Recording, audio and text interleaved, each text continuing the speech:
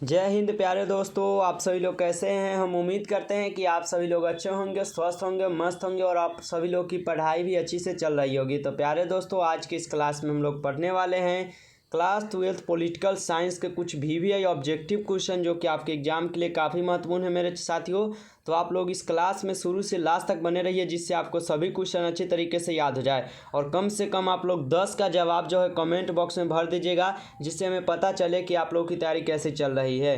अगर आप लोग अपने से सही कर देते हैं कमेंट बॉक्स में, तो हमें पता है कि आप लोग की तैयारी बहुत बेस्ट है और अच्छे से है, क्योंकि इस क्लास में काफ़ी इंपॉर्टेंट क्वेश्चन लाए हैं और आप लोग को बता देना है 10 का जवाब। तो चलिए फिर क्लास को शुरू करते हैं। उनसे पहले अगर आप लोग चैनल पर पहली बार हैं तो चैनल को सब्सक्राइब कर लीजिएगा एंड वीडियो को लाइक जरूर कीजिएगा। और हम एक PDF के लिए नंबर देंगे इसी क्लास में, तो आप लोग जरूर बने रहिए इस क्लास में, जहाँ पे आप लोग को बिल्कुल फ्री PDF दिया जाएगा। तो चलिए क्लास को शुरू करते हैं। आज का पहला क्वेश्चन है कि राज्य पुनर्गठन आयोग के विषय में कौन सा कथन जो है असत्य है। यहाँ पर राज्य पुनर्गठन आयोग के विषय में यहाँ पे कौन सा कथन जो है गलत है यहाँ पे बताया गया है। तो यहाँ पे कौन सा कथन है जो गलत है। तो इसकी स्थापना 1953 में की गई थी, ये सही है, ठीक है। इसकी क्या है, इसके रिपोर्ट के आधार पर 1966 में राज्य पुनर्गठन अधिनियम पारित किया गया था, ये गलत है। तो ऑप्शन बी यहाँ हम लोग का मिल चुका है, तो ऑप्शन बी यहाँ पे सही जवाब करेंगे।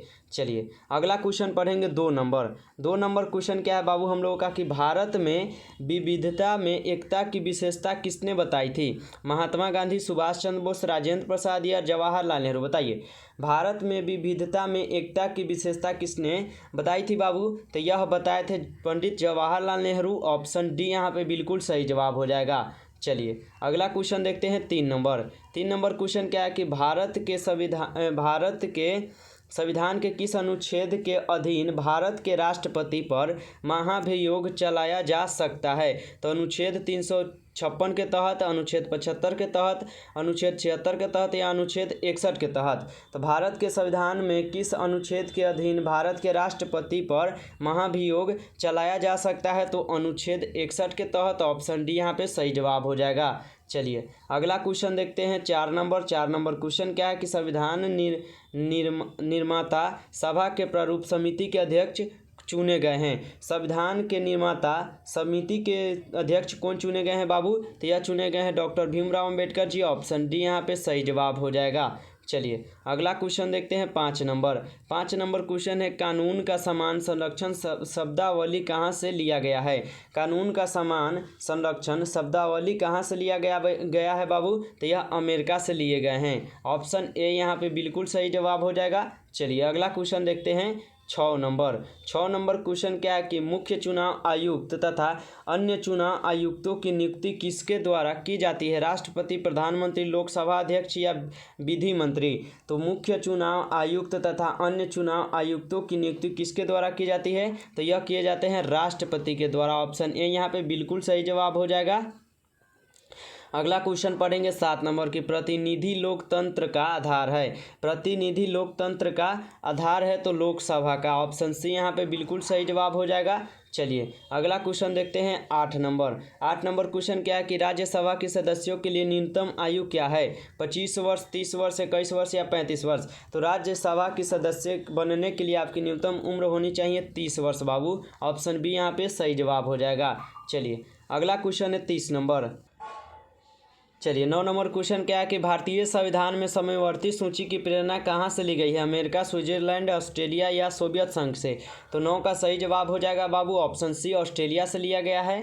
चलिए अगला क्वेश्चन देखते हैं 10 नंबर क्वेश्चन है विकेंद्रीकरण किस शासक की विशेषता है। विकेंद्रीकरण जो है किस शासक की व्यवस्था है बाबू, यानी विशेषता है। तो धनात्मक यहाँ पे संगठनात्मक हो जाएगा, संगठनात्मक विशेषता है। ऑप्शन बी यहाँ पे सही जवाब हो जाएगा। चलिए 11 नंबर क्वेश्चन पढ़ेंगे कि 73वें संविधान संशोधन द्वारा भारतीय संविधान में कौन सी अनुसूची को जोड़ी गई है। 9वीं अनुसूची, 10वीं अनुसूची, 11वीं अनुसूची या 12वीं अनुसूची को। तो 73वें संविधान संशोधन द्वारा भारतीय संविधान में कौन से अनुसूची के जोड़े गए हैं। तो 11वीं अनुसूची को जोड़े गए हैं। ऑप्शन सी यहाँ पे सही जवाब हो जाएगा। चलिए अगला क्वेश्चन देखते हैं 12 नंबर क्वेश्चन क्या है कि भारत में कम्युनिस्ट पार्टी के सत्ता में आने का सर्वप्रथम अवसर कब मिला। भारत में कम्युनिस्ट पार्टी को सत्ता में आने का सर्वप्रथम अवसर कब मिला था। तो 1957 के दूसरे चुनाव के बाद मिले थे। ऑप्शन बी यहाँ पे बिल्कुल सही जवाब हो जाएगा। चलिए अगला क्वेश्चन देखते हैं 13 नंबर। 13 नंबर क्वेश्चन है कि भारत की राष्ट्रपति प्रतिभा देवी सिंह पाटिल का क्रम के हिसाब के स्थान पर क्या था, बताइए।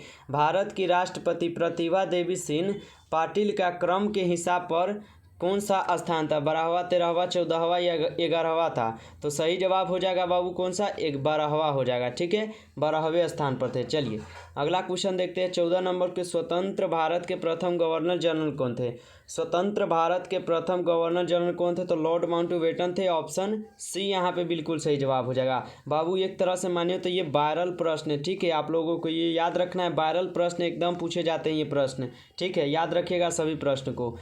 चलिए अगला क्वेश्चन है 15 नंबर।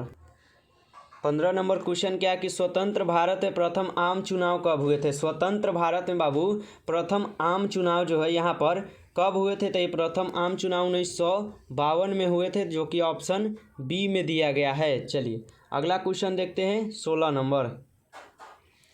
16 नंबर क्वेश्चन है जनता पार्टी की स्थापना कब हुई, 1977, 1978, 1979 या 1980 में, बताइए। जनता पार्टी की स्थापना जो है कब किया गया था, तो 1977 में। ऑप्शन ए यहाँ पे सही जवाब हो जाएगा। अगला क्वेश्चन पढ़ेंगे 17 नंबर। जय जवान जय किसान का नारा किसने दिया था, तो जय जवान जय किसान का नारा दिए थे लाल बहादुर शास्त्री दिए थे। ऑप्शन डी यहाँ पे सही जवाब हो जाएगा। अगला क्वेश्चन है 18 नंबर। निम्नलिखित में से कौन भारतीय संघीय व्यवस्था की विशेषता नहीं है। निम्नलिखित में कौन भारतीय संघीय व्यवस्था की यहाँ पे विशेषता नहीं है, तो दोहरी नागरिकता जो व्यवस्था नहीं है। ऑप्शन ए यहाँ पे सही जवाब हो जाएगा। अगला क्वेश्चन है 19 नंबर। द्वितीय पंचवर्षीय योजना का कार्यकाल क्या था, बताइए। द्वितीय पंचवर्षीय योजना का कार्यकाल कब था, तो 1956 से लेकर 1961 तक था, ठीक है, तो ऑप्शन बी यहाँ पे बिल्कुल सही जवाब हो जाएगा। चलिए अगला क्वेश्चन देखेंगे 20 नंबर कि भारत में नई आर्थिक नीति की शुरुआत कब हुई। भारत में नई आर्थिक नीति की शुरुआत जो है 1991 में किया गया था बाबू, ठीक है, तो ऑप्शन बी यहाँ पे बिल्कुल सही जवाब हो जाएगा। चलिए अगला क्वेश्चन देखते हैं 21 नंबर। 1952 ईस्वी में किस संगठन की स्थापना हुई थी, बताइए।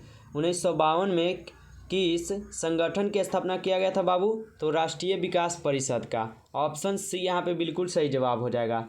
अगला क्वेश्चन है 22 नंबर। बजट का संबंध किस पक्ष से था, बताइए। बजट का संबंध जो है किस पक्ष से था बाबू, तो आय एवं व्यय से था। ऑप्शन सी यहाँ पे बिल्कुल सही जवाब हो जाएगा।